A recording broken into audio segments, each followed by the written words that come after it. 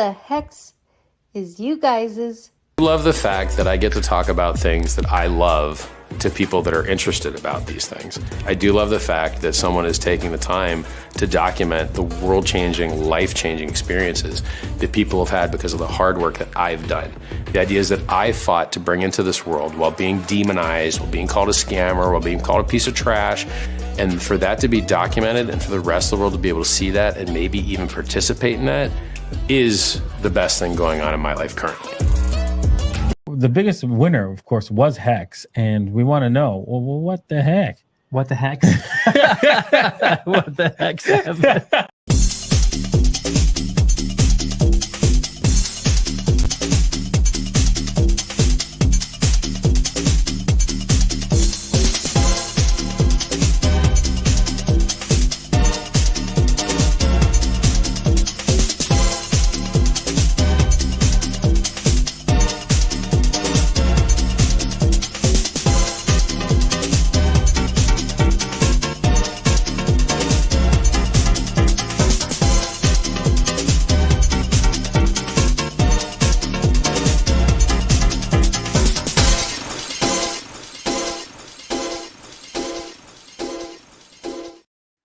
What the heck? Whoa. What the hex?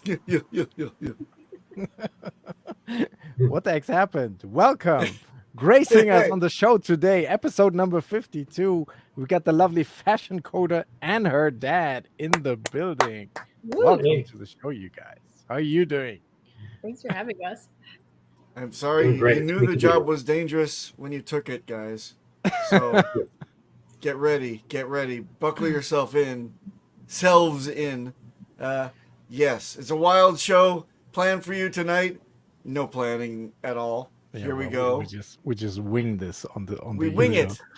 No, but thank you very much for joining us. Let me say hi to the chat real quick before we go any further. We got Mrs. Avalon checking in as a first. That's nice. Inspiration Land 2020. That's an interesting name. And Hex Squid number 3. We got Maddie Allen joining us. Hello, Melly. Yo. Hey, Maddie. Hey, There's Maddie. a FashionCoder in the chat too. You are everywhere. Okay. Hex Crypto, get your bags. We got a Wookiee on the chain. Alan Fizamaze here. Brizology is here too. Wow. What up, Rizzo? Haven't seen Briz in a minute. Welcome to the biz with Briz. Exactly. And Dutch CQ Hex Ed. That's a live crowd. See, FashionCoder, you're bringing the people. That's nice. I would say it was her dad that brought at least one person with him. Yeah. Gotta My dad respect brought me. the- So There you brought go. me here. There you go. Yeah, we need to get into that story. But first of all, I want to know, because you are from like the area of Salt Lake City, Utah, I believe. Is there something in the water? Because so many hexagons seem to come from that area. Like there's Hexiquin, there is Hex Ray Vision. I think Hexiest Man Alive, isn't he also from? Yeah, you see. So there's so many of you. Like why? What is it about Salt Lake City that is like the hexagon capital of the Midlands? I don't know. It was kind of more just like by chance. And then when all of us found out we all lived there, we're like, wait, what? And okay. It's been fun having that community here in Utah. Yeah. But do you guys like meet up on a regular? Do you have like local community We will stuff have going on? meetups. We don't have anything that's scheduled regularly. We should, honestly. But we kind of are all spread out across Utah so that there's that. Because I think when the Highest of Stakes, when that premiered, and I think that was also in the cinemas near you. And I remember a tweet from Hexiquin, because I follow her a lot on the Twitter, and I think she tweeted, "I'm waiting for FashionCoder in the car," or something like that. So that you get that sense that you guys are really, really close up there. One moment, I have a question about Salt Lake City, Utah. I've been there before. Never been there. A symbol is the it's the bees hive, right? Yes. So is there honey production there, or is it just the religious symbol of the beehive? I think that it's we're called the Beehive State. I think it's because we're very productive. The idea is that it's a hardworking state, and we are very productive. Yeah. So and work together. That's the point. Yes. I to that I say, that's sweet. Tell us a little bit about your crypto story. How long are you in crypto, and how did you? I think FashionCoder's dad is longer in crypto than you. Is that right? Yes. And then he Tell brought you us. along on the RH ecosystem, right? Can you share a little bit of that background just for the people who are maybe not familiar? Yeah, absolutely. Okay, I'll start, and then Dad, you can fill in the blanks. So I got into crypto 5 years ago, and it was through my dad. One day he was like, "Hey, you should invest. Like, this could be interesting." And I think I was the first child of yours to invest, right? Mm-hmm. Yeah. Oh, there's more children. There are. I have 4 sisters, and so wow. yeah, it's a lot of. Yeah, so I invested, and it was in the Binance app that was like the Chinese one when I invested, and I had to hold, my funds were held. But I ended up buying Ethereum at the very bottom of the bear market last time. So I bought it at $83, and within the week that it was being held, it doubled to 160. So I watched my money double, and I was in college. I was like, what is this? And so immediately, like, I believed in crypto. And then I blindly followed my dad for years, literally years. But yeah, Dad, how did you get in? I think it was during the 2018 bull run that I saw, Bitcoin going up. And for the life of me, I couldn't figure out how to get into crypto. So I had to jump on YouTube and start figuring some stuff out. I was able to, get my Coinbase account, and I was just watching some of the major influencers, and one of them happened to be BitBoy, and he did an interview with Richard Hart. And I think this was somewhere March, April of 2020. Yeah. And so I bought as much Hex as I could for $300, and put it. I didn't stake it until I heard about the the adoption amplifier. Yeah, sure. So I put it in there, got some help from Hodl Dog on that, on how to do it. So I basically just bought it. We're kind of buy and hold type people. We're not big traders, so it kind of fits our style. But did that, got my 30-something% extra Hex, which was really nice. And after that, learned some more. I found a bunch of influencers in the Hex community and how to do a staking ladder, and did all that, and saw it go up crazy amounts, and used some of that for sacrifice for Pulsechain, and a bunch of that for PulseX. And I think it's been riding the wave for a couple of years through the bear. But that's kind of my story, and just bought a lot of stuff and just holding and waiting. Yeah, Dad. May I call you Dad? Because I've got a better relationship with you than I do with my own father, so I might as well. But so many questions from a father's point of view. I've got for you, and I'm going to hold off on a few of them. But right from what we just understood, you introduced Ethereum to your daughter because you thought it was a really good, safe bet at the time. You saw the writing on the wall. You saw, that it could possibly do something. It had legs. Hex was a different type of animal. There was like this dark door that you throw your things into with hopes of maybe getting something. And $300 seems like about the same amount that I believed in it day one. I'm like, I don't know anything. What's going on? Put $300, sure, whatever. I put 600. Well, good for you. That's why you're the whale you are today. Sir. Oh yeah, and I'm still the minnow. But anyway, the point is that did you what about? Because it's a big leap between Ethereum and getting that blue chip type of feeling with your family, and now Hex, which was the dark horse that you started to dabble in. At what point did you say, hey, you know what, this is something I'm gonna onboard my daughter in as well? I think I'm onboarded onto Hex when I started going. I saw it go up. So when I bought it, it just sat for a while.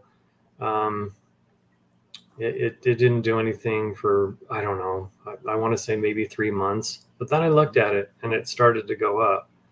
And number goes up, gets people excited, pulls a bunch of people in. And at that point, I said, well, because my philosophy for investing is like a micro venture capitalist. I take a couple $1,000, throw $100 into 20 of them that look good, and 18 of them don't do anything, and one does a 10x, and maybe another one does like a 50x or something like that. And so that's what it was with Hex. It was like, I'll just give it a try. I don't know. I didn't know really anything about Richard Hart besides what I'd seen on BitBoy Crypto, what I'd seen the interview with him, but it was intriguing, and it was like, yeah, let's give it a try. And that's all I really knew. So what so you I was learned on at first, like, convinced you to just invest a little bit, but you weren't like fully bought into the whole idea of staking in T-shares and everything that comes with. No, like I said, the adoption amplifier came through, and I knew that I needed to be in there for a day or two or something like that. Yeah. To at least just get the extra tokens. But no, I didn't. Not until I started seeing the numbers go up and see, just Hex inflate in price, to actually, start telling Rachel about that and some of the other kids in the family. So, but that's when I did, and then I started.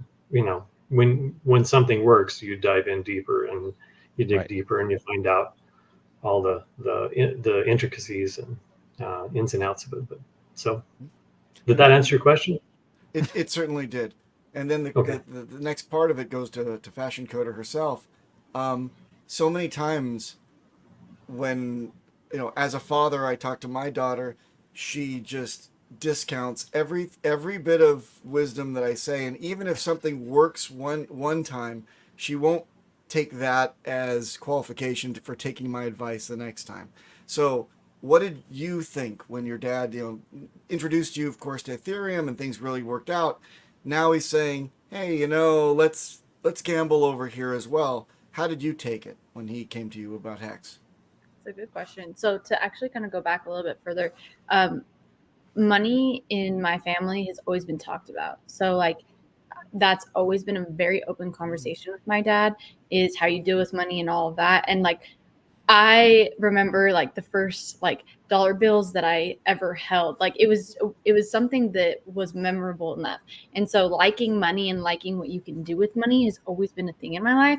And so when my dad introduced me just, into crypto in general, and then seeing the money double, I was like, oh, that's like interesting. I've never seen that happen before, because we didn't ever really talk about investing, but we talked about money often. And so then as by the point in time that I invested in Hex, I think I was already in crypto for like 2.5 years. And I had already seen lots of different tokens do very well that I had invested in. And that was because my dad told me to invest in them. Okay. Yes. So I already had that background. And then once I invested in Hex, then it was just like, it's just another thing that I was like, I totally believe in like what my dad tells me, right? Because we have that like trusting relationship, and I've already seen certain tokens do well. And also like, I'm okay with taking a chance, right? If it went to zero, then that's fine. But seeing Hex and then also seeing the community, which I wasn't a part of the community at all when I got into Hex. It was probably, I don't know, 1.5 years later that I actually even started like making videos and stuff. And I didn't even know that I was going to be in this community, to be real with you. It just, I kind of got adopted in. Right. What other kind of tokens did well for you that we heard Ethereum? Are there any others that you dabbled in? Yeah. So Cardano is actually my biggest winner across the board. Okay. Question.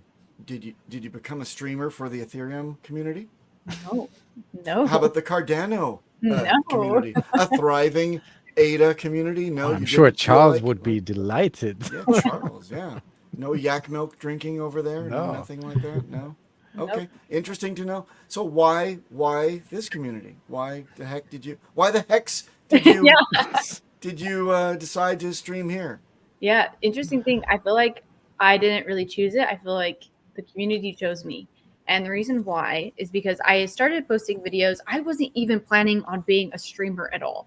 I was like, I'm going to post YouTube videos because I'm helping so many people in my life. I don't want to repeat the same thing 20 times. And so I started making these videos, and actually my first real how-to tutorial was on Sunday Swap, which is a Cardano DEX. And so I made a couple of videos on that, and then I made a couple of videos on PulseX because a lot of my friends had sacrificed for PulseX, and I wanted them to be using the testnet. And that's when it started taking off, that I got adopted into the community. Like within a week, I had several streamers reach out to me, and they wanted me to be on their channel. And then Richard Hart followed me. There was so many things that happened within a 3-week period. And I was like, I don't even know what's happening. I didn't know that this is what I was getting into, which I love it. It's been so great, and it's such a great community. But I really feel like the community chose me over me, trying to direct and go that way.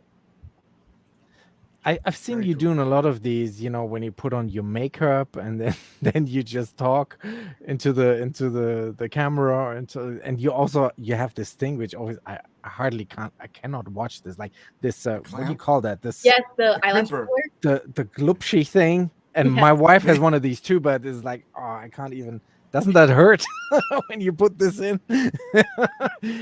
No, but is one of your target audiences other young women? Because clearly this is, for lack of a better term, very often a sausage fest, and we don't get to see many women in this community. What is your take on that, and how are you succeeding in bringing more women in, especially younger, from your age bracket? Yeah. So the Get Ready With Me videos were a big hit within bringing women in. I think my viewership from women went up 20%, which was great because sometimes it's not great within the crypto community. But the reason why I have done I feel like maybe kind of offhand things that people in crypto don't typically do with content is because I think of, okay, what do I like watching? I like watching Get Ready With Me videos, and I like watching, lifestyle videos and that type of thing. And so I was like, you know what if I combined what I like to watch with crypto?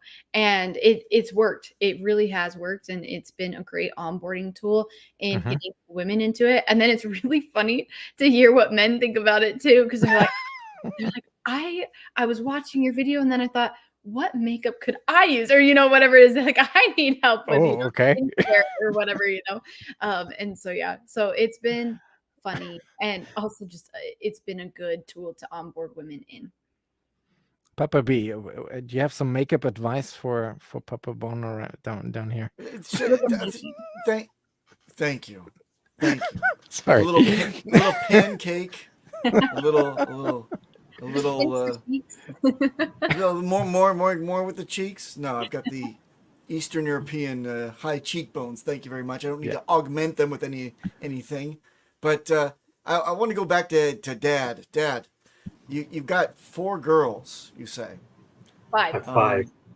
You have 5 girls. Well, are we counting Mom, or are we saying That's 6? that's 6? Okay. I'll make it So 6. Dad, I'm beginning to put something together in terms of the storyline. You're trying to get all the women in your life incredibly wealthy so you can have your own man cave in your old age, and you can leave the toilet seat up finally. Is that correct? Taken care of. Yes. Yep, you see right through me. You know exactly. That's the plan, right? Yes. I've got my unfinished man cave myself. Someday I can leave the toilet seat up again. Yes. With respect to the makeup, I would just stick with whatever you're doing. It's working good. So. Aw. You're my favorite FC's dad.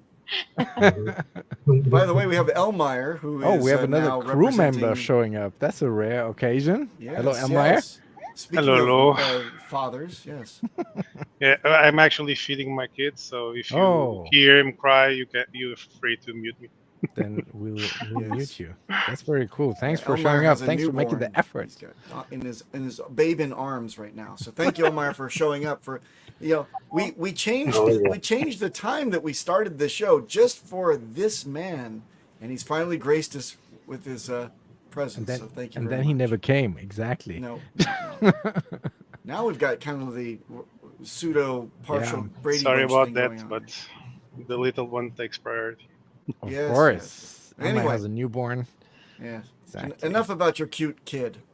Speaking of cute kids, FC's dad, how many more onboards do you have left in your household then? Is FashionCoder one of two, one of three? How many have you turned to the light, so to speak? All 5 of them. Yeah, they're all. And their boyfriends. Yeah, and many boyfriends. Yes. Yeah. Well, I imagine. Yes.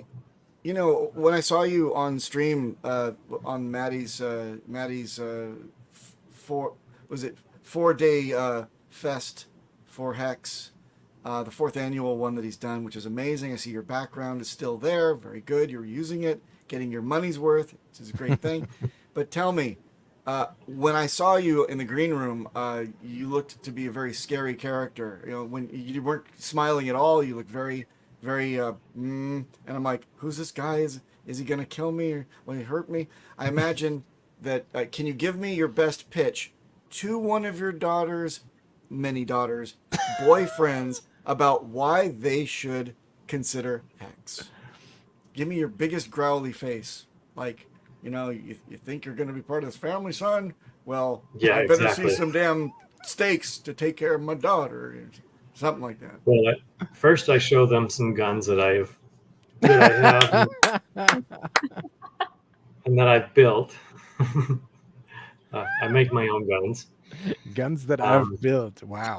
That I built, yes. And then I just tell them, here's an opportunity for you, an opportunity of a lifetime. Not just my daughter to date or to marry at some point, but here's a great opportunity for your future, whether it's with us or not, financial future, to save for a long period of time, to lock up some crypto and have some great gains in the future. So I think is that how pretty much I've been doing it? Yeah, totally. My dad is a very calm, chill person when it comes to boyfriends. To be honest. From a once boyfriend's point of view, let me tell you, that's the worst. Right? The calm, chill, the guy that like just barely gets out of the Barker Lounger to greet you at the door. That's the one you have to be careful about because he's got. And it's done on purpose. I do that on purpose. I do. I actually wanted to. Sorry, go ahead. You have a picture? I actually wanted to ask you about the conference there because I see FashionCoder right here in the middle of all these boyfriends, like all this testosterone heavy ego through the roof. Maddie Hex Monkey, Westcott Crypto, Johnny Chaos, Axis, DCC, Crypto Coffee, like all the big guns in Hexico on one screen. How was it for you handling that panel? Because you were really trying hard to moderate that and get a storyline in there. I was watching you. How was that experience? Going into this particular panel, I actually had zero agenda. I'll show you. I have sticky notes that nice. Put down with topics that I want to talk about in different streams, so I can read them as I'm going. And so this one was a Hex conference one. But in this particular panel, because it was so fully loaded with all of these amazing people, I was just honestly along for the ride. I had one question. I was like, if I can ask one question, I was like, that's great. But I had a panel the day before with a couple of different people. And in that one, I was like, I'm taking this over. I was like, I'm going to be asking the questions. Nice. And that one went well. And so, yeah, honestly, looking at this is my life. Because I work in tech, right? And typically, I'm in meetings where I am the only woman. And so this, I think maybe you're comfortable there. Yeah, it's just my life. I'm like, I think it would be actually maybe weird if I was with all women, or it would just be different because this is what I'm used to. Nice. No, very good. But what was your experience? Was this your? No, you've been along for the ride. So this is not your first Hex online conference that you've been a part of with Maddie, right? Yep, I think You've it's been 4 now of Pulse and Hex. And would you agree? We talked about this earlier in the green room. There is no other community like this, right? Who does that, or at least not that I'm aware of. There's nothing like the Hex community. It's wild. Sometimes I think I'm like, how did I get here? How did I like that particular stream, right? I was like, how am I on this like last panel of the conference? It was, one of those moments of like, oh my goodness, just kind of looking back, and the community is amazing and everyone's so welcoming. Right. And yeah, like hopefully it's not intimidating for people to become streamers, because if someone like me can do it, anyone can do it. Nah, you're doing great. Actually, tell us about your channel. So you have is it 4,000 or 5,000 subs at the moment, and yes, like 500 videos ish I've seen there. So that's a lot of these shorts as well. See, here's us. We just moved to we forked the channel, right? So we moved to our new location. We got 20 people live watching now. Thank you, everybody. Smash the likes, hit the bell, subscribe. But we get a lot more on the reruns and on the X2. We're also streaming on Twitch at the same time, so you can also check us out there. Like we're trying to be all over, but we have to start it up again from the ground. From your experience with your own channel, what advice can you give us? Like or from your experience, what has worked best for you? Because I always hear you have to do these shorts and you have to do these videos and a combination of live stream, not only live streams. Like, what is it that has brought you the most subscribers or most people that like the videos? Yeah, so I'm at like 7K subs right now on YouTube, which is great. And a lot of that actually does come from shorts. Shorts, right? Yes, yep, and shorts that Papa are. B, get on your shorts. We need. I wear shorts and nobody shows There up. you go, but nobody sees it. Yeah, I found that YouTube does really well for that. And then I'm realizing, and actually Maddie is the one that like pointed this out to me. He was like, you should be putting your videos that you film on YouTube and put them on Twitter. And oh my gosh, they do really well on Twitter. They do so much better on Twitter than they do on YouTube. So yeah, Twitter's a big one when it comes to that. But yeah, shorts is it. And then I am. Excuse me. The nomenclature is X. Oh, can you? I don't know if we'll ever. Please don't show your age. Yeah, get with the times. Yes. And then I'm in an uphill battle right now with Instagram. Instagram's actually the main place that I post, because that's more of like a normie type of social media, and so that's it. Just like say that in the nice, for lack of better term, but yes. Yeah. So that is actually where I post the most, but yeah, it's a struggle sometimes there, because people aren't super interested in crypto right now. They're getting more interested, right? Especially this past month, but yeah. It's a struggle. Well, because it's a cycle. They're going to be very interested in about a year. They're going to be like give it another 6 months. Like they said back before the Great Depression. You're going to get stock tips from your shoe shine boy. So it's going to happen again. It's always happened. We've been through the cycle. Dad, that this has happened since 2017. You've been following this, so you've already seen the ups and downs.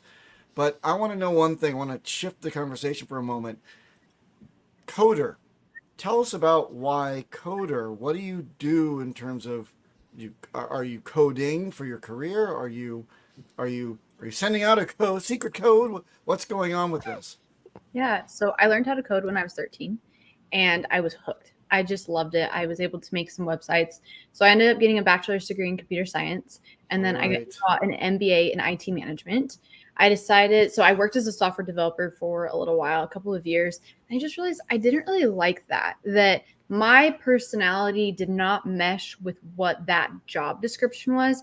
And so that's why I went back to school and got my MBA. And nice. then, and then I decided to work for a tech company, and I'm something that's called a product owner. So I make all the tech stuff make sense to the business, and all the business stuff makes sense to the software developers. Wow. And so that's, I feel like, why I've been able to do stuff within crypto, because it's literally my job within my tech job is I make all of the complicated technical things make sense in that role. And so I can make the complicated crypto things make sense to normal people. Yeah, Dad, you really failed with this one. She's got no good skills for the future at all. Don't know. I mean, come on. He's great. Yeah. Did you influence her into one direction, or did you just allow her to choose what she thought was really cool and then go with it? Because my dad was all in science and mathematics, and I didn't have a mind. I didn't have a head for it. So, I wanted to go into the liberal arts, and he said, you better teach. So, how did you deal with it with FashionCoder? How did you encourage her, or was it your choice? So first of all, that's why I got her into crypto, because I didn't think she'd be able to do anything else but just earn a lot of money in Hex. So, okay.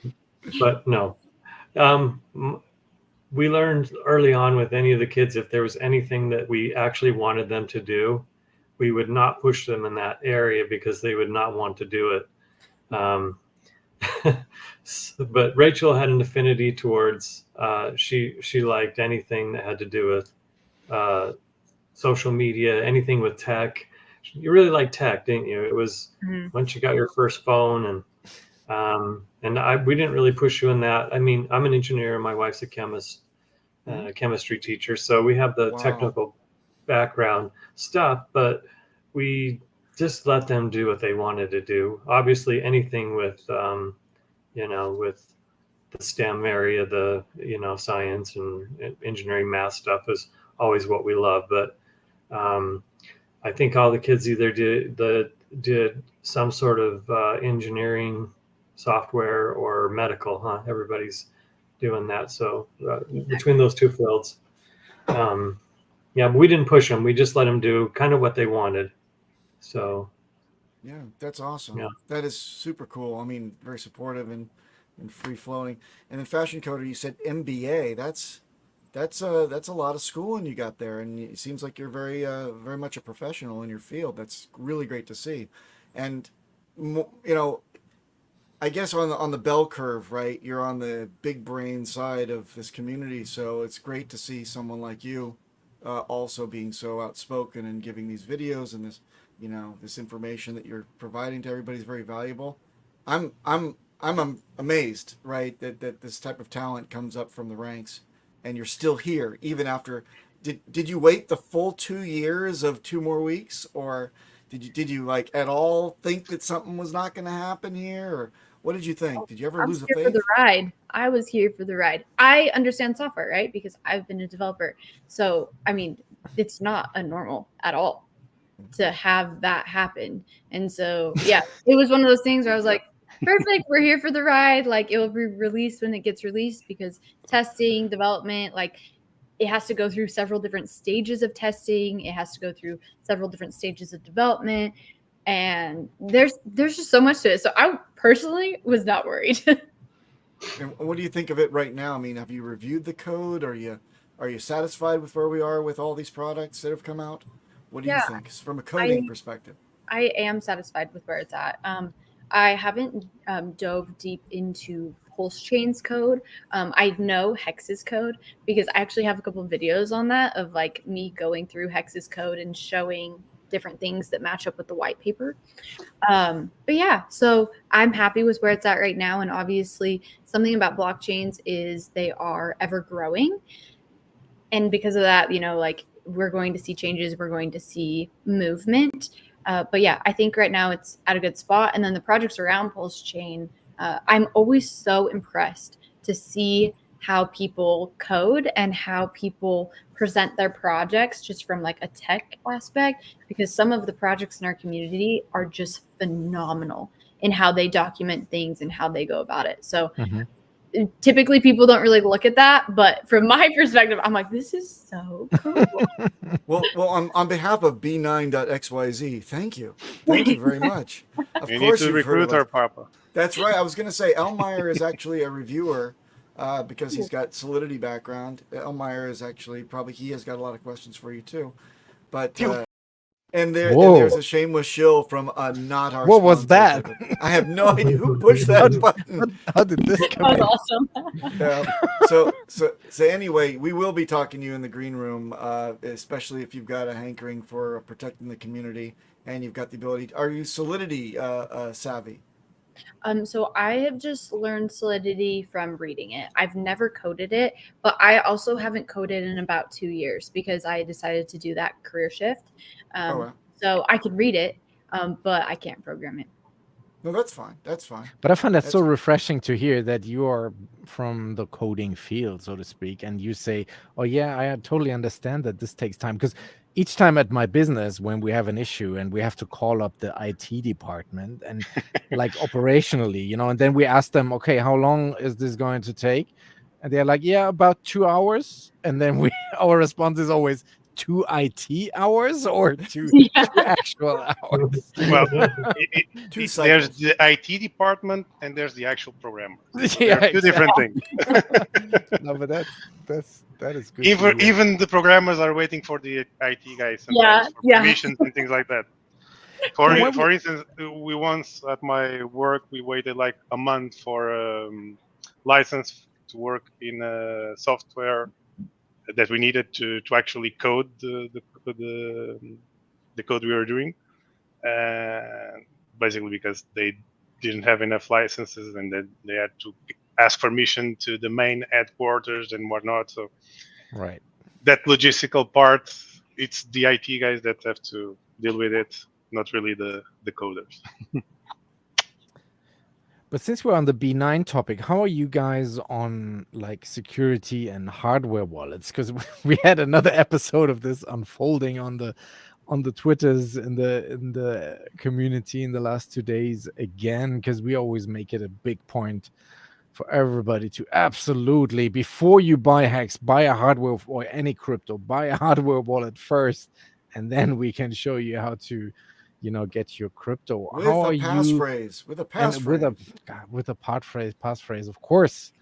And I had my ledger moment this week, right? With the Trezor also leaking their customer database out. Well, it was usernames and emails, and But it has nothing to finally, do I was with a the- recipient of a phishing the thing. product. Even though I Oh, didn't really? ever use their support, I got one actually this morning, and everyone should be on the lookout for this phishing attempt.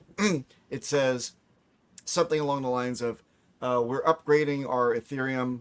Well, these are the 5 wallets that we're going to be upgrading, and if you don't, follow our instructions, you could lose all of your stuff. So don't pay any attention to anything that comes in from Trezor for now." Yes. Because obviously we know that they had a little bit of a whoopsie when it comes to their database for their support department. Nothing to do with their actual solution. Nothing to do with the hardware wallet. Nothing to do with your funds being safe.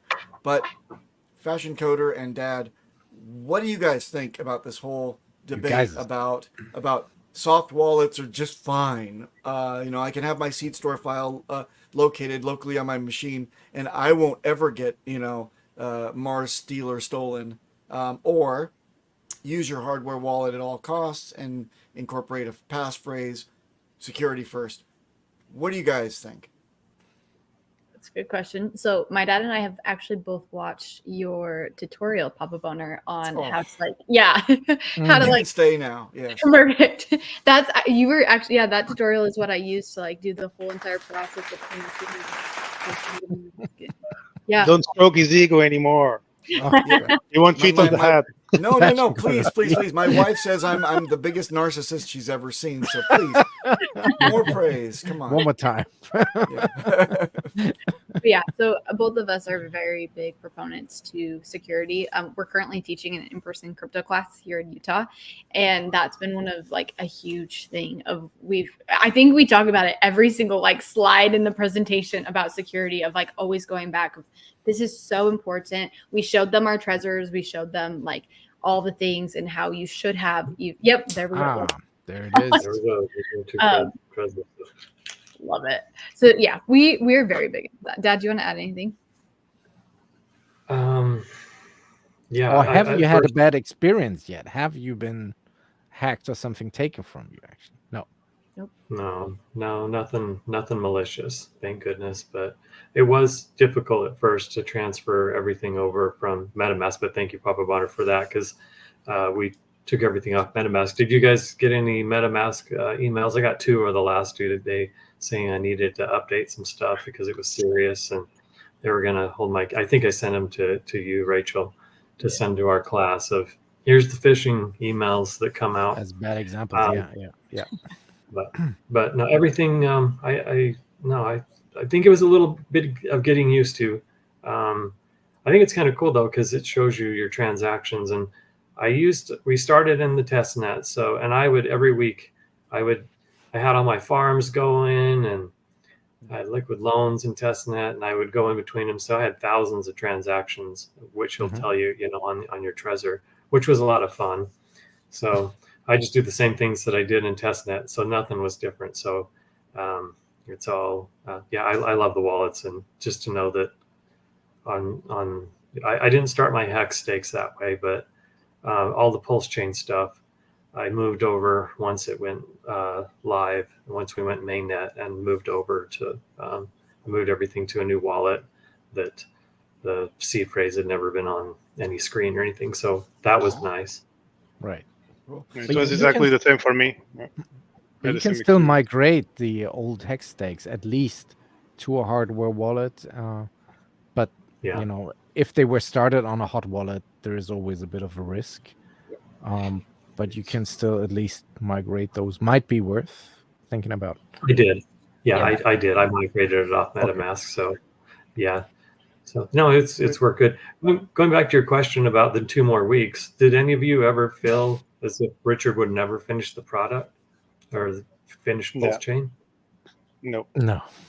Not one time. But that's also easy for me to say because I've been here for the duration, and the launch of Hex, that took as long. Like that took 1.5 years of 2 more weeks.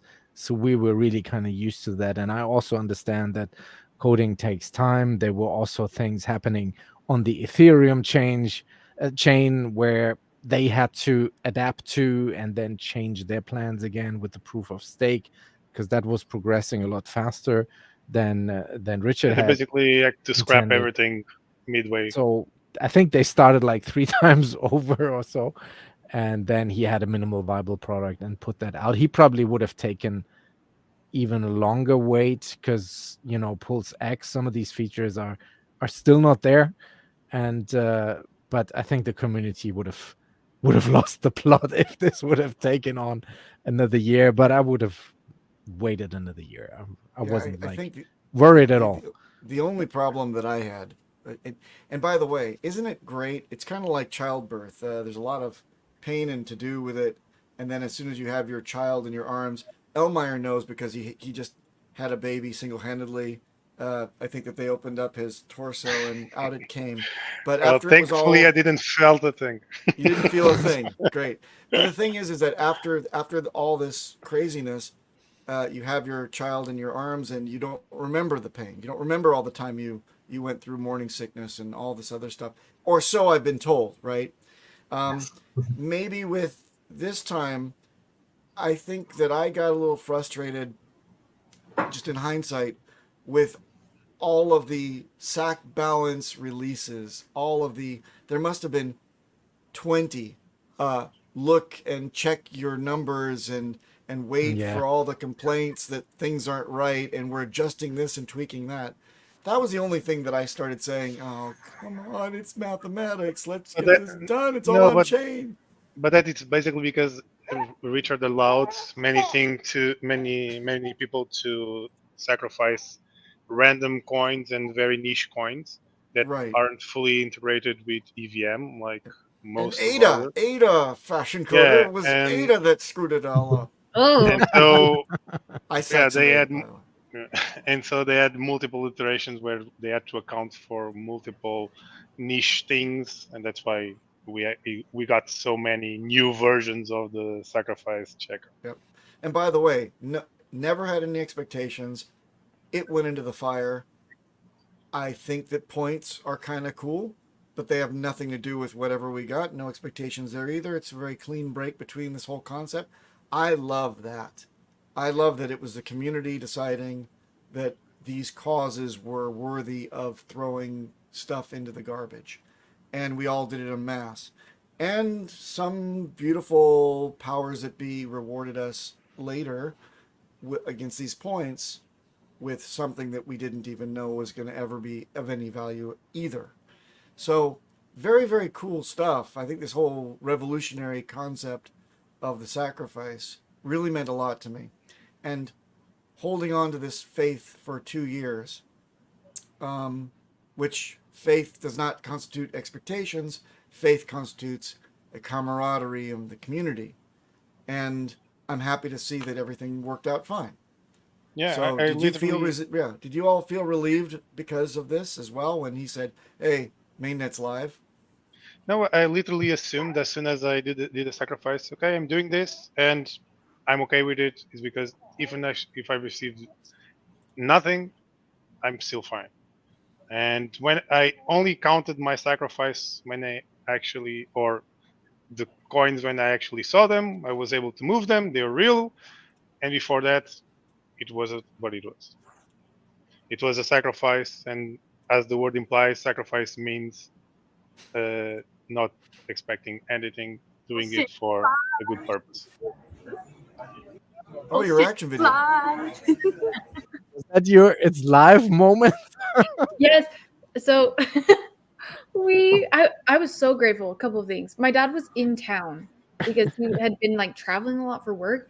So my dad was in town. I was at dinner with my parents, and we got a text from some other Hexicans in Utah, and they're like, "It's live," and they seriously texted us like the minute that it went live. Mm-hmm. And so I was freaking out. I was like, "Oh my god!" He was at lunch and then. Yes, but my dad's so calm. And so he was the calm one out of us. And my mom just like took it in stride. She like went and got the check. She was like, "Let me film a video of you." Like all the things. So my mom was also calm too, even though I was over there like, "Oh my gosh." But that's amazing. I mean, I'm not gonna lie. I onboarded plenty of like family and relatives into Pulsechain because I was always telling them, "Hex did so great. You need to get in on this. This might just be a winner too." And then, of course, it was 2 years of very awkward Thanksgiving and Christmas dinner conversations where you have to say, "Yeah, it's still not out yet. I know it was supposed to be there, but we're not quite there." But did you guys? What about you guys? Did you lose faith in during those 2 years, or how was that for you? This endless waiting.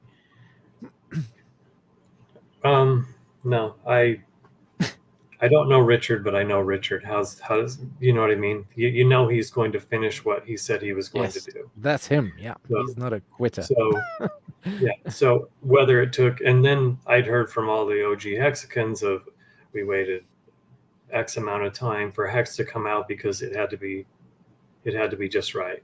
So I knew what he put out. He would put it out when it was ready. So yeah, I didn't have any doubt. It was just a matter of time. And for those that didn't know, the actual Hex code took 1.5 years, and most of it was because Richard wanted to make it so people that owned Bitcoin could free claim. So that's the majority or a big portion of the code.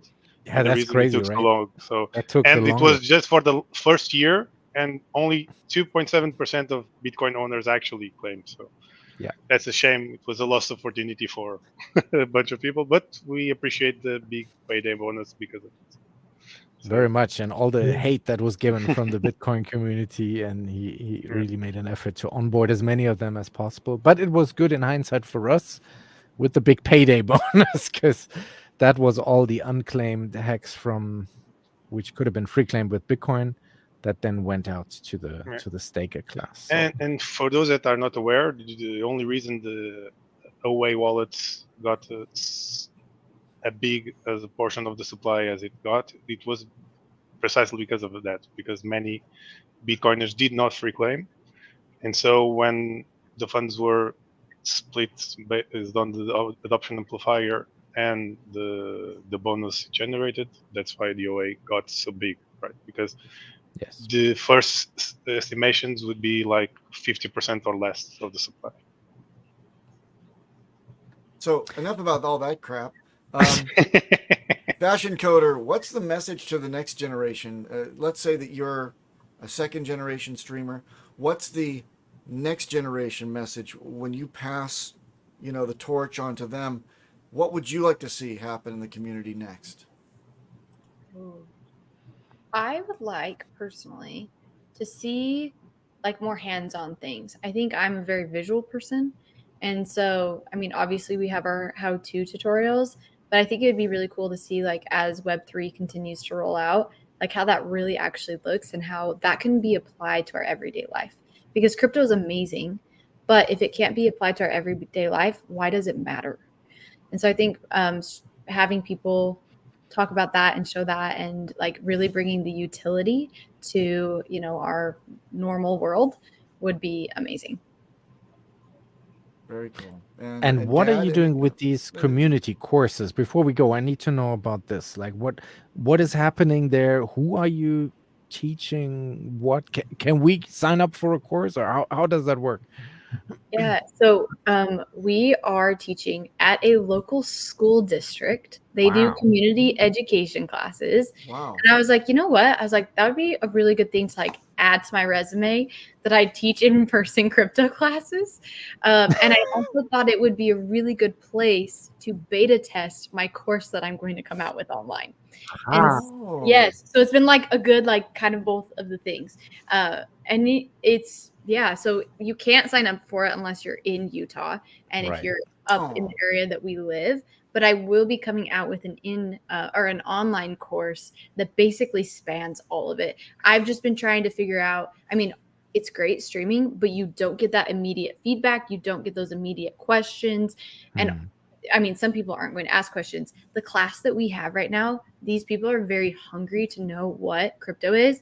And basically the entire time is them asking questions as we go through the presentation. And it's been phenomenal for me to know like what beginners are actually truly looking for. And it's kind of shifted my mindset. What kind of age range are you seeing in your class? They're older, which is interesting. And maybe I'm going to estimate people's ages wrong, but I would say I think the youngest people are 40. And then it's the best place, best show to do that on. Wait. Hold on a second. You said that they start in 40s and then they go to where? Like 70, Dad, do you think that's 70s? Right? So, okay, so you can tell the difference between a 70-year-old and a 40-year-old. There's a big gap, and I'll help you out with this because I fall within. We all fall within that range all around you, except for Elmire, who's like 20. Yeah, shut up, Elmire. All right, Elmire is the young whippersnapper on here. Number one, do they have pictures of their loved ones physically printed in a wallet that has slip covers in it? That's number one. That's 70s. 60s, maybe they still use paper checks. Do they like say, let me pay for this course, who should I make this out to? If they do that, it's 60s. 50s, they go, what up? They're the coolest. The 50s are the best. Let me tell you. That's right. Yeah, right. See, am I right? Yeah. Okay, so I'm just helping you out to be able to identify. So now that now that you've got a gauge, how many 70s do you have in your class? Actually, probably like, 2. I mean, yeah. Okay. How many? Yeah, go ahead. Yeah, everyone's very willing to learn, and most of them actually already have crypto. Oh. Yeah. So that's the really? interesting part. Yeah. The interesting thing is they were all stuck at the Coinbase exchange. That's where they got as far as they could with getting their KYC and everything set up for Coinbase. And then nobody knew really. One lady did have a MetaMask wallet. Yeah. And I think somebody helped her move some stuff over, but that's it. And the next question is how do I make sense of this great big world of Bitcoin, Ethereum, Solana, all this. How do we even look at all this stuff? Right. And so, because it's overwhelming, there's so It is much when you going have absolutely no clue, no entry.